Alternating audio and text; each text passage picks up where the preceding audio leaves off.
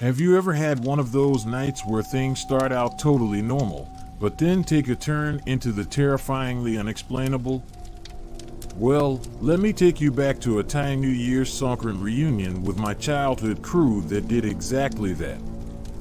It was the days leading up to the Songkran festival when my old crew from our hometown would return from Bangkok to visit family.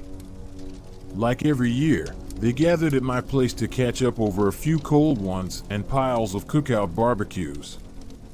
Laughter and stories flowed freely as we squeezed into my yard that warm evening. The fairy lights twinkled, cold beers clinked, and the smoky aroma of grilled pork filled the air. It was just like old times. But as the night pushed past midnight, an unexpected arrival made the atmosphere even heavier with unease.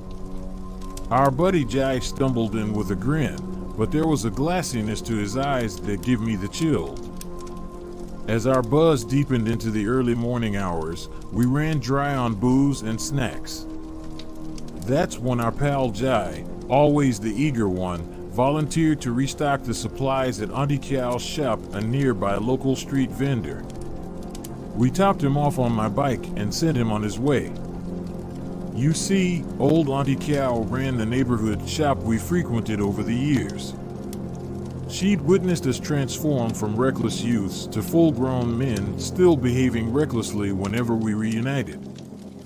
So you can imagine our shock when, well into our revelries, a somber group approached to buy flowers for Auntie Cal's funeral. They revealed the unthinkable that very night. While we were lapping up laughter and liquor, she had passed away suddenly from a stroke. My blood turned to ice, because Jai had just been to her shop for supplies not long ago. The realization crept up my spine like icy fingers. If she was already dead, then who or what had served him at her storefront?